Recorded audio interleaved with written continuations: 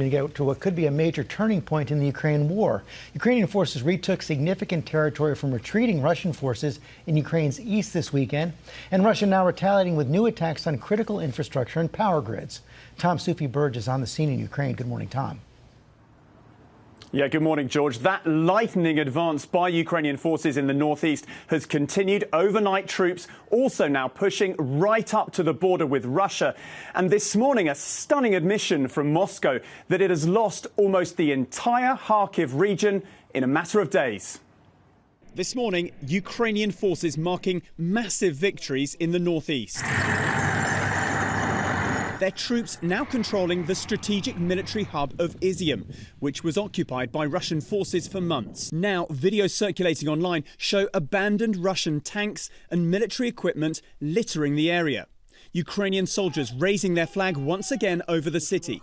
It's a massive blow for Putin. And across a large swathe of territory, troops liberating dozens of towns and villages in video released by the Ukrainian military. Emotional scenes, civilians greeting and embracing Ukrainian troops. In this map here, you can see the amount of ground Ukrainian forces have retaken in blue, near the city of Kharkiv. Officials say they have reclaimed more than 1,000 square miles. President Zelensky praising his soldiers, saying everyone sees and notes your actions in the north, south and east of Ukraine. The world is impressed. The enemy is panicking. Ukraine is proud. The Russian military retaliating, with Russian missiles striking power stations and other civilian infrastructure throughout Ukraine. Backing Ukraine's military and key to its success, a vast army of volunteers, here making them clothing and kit. Mechanics turning civilian cars into military vehicles. And these volunteers making plastic artillery pieces. From a distance, they're realistic replicas, decoys to dupe the Russians.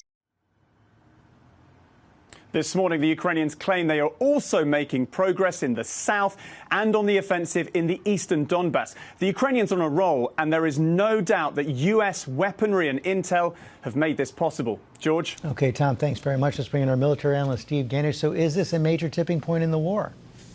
It is, George. As you and I have been talking about for weeks, if not months, this has been essentially a static battlefield where it's just been attrition, where each side is trying to wear down the other side. This is a stunning breakthrough for the Ukrainians in the north. All that territory that Tom talked about, 1,200 square miles, pushing 40 to 50 miles into what used to be Russian-held territory.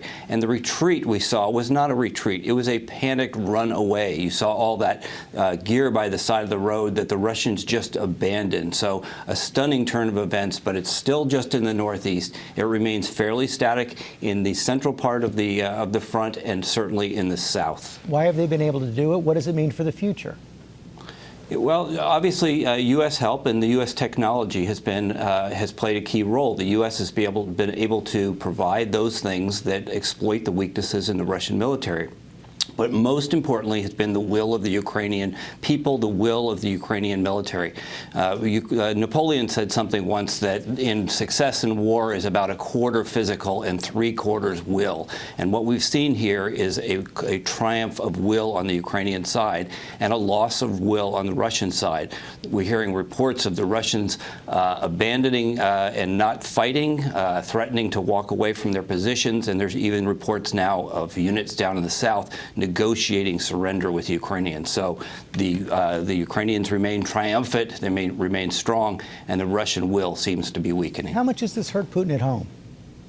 A lot, but we'll see how far it goes. There's still not an admission of how badly the things have been going in the Northeast. He is now in a position where his own personal future is in jeopardy if he can't hold the line going into the winter season. Steve Ganyard, thanks very much.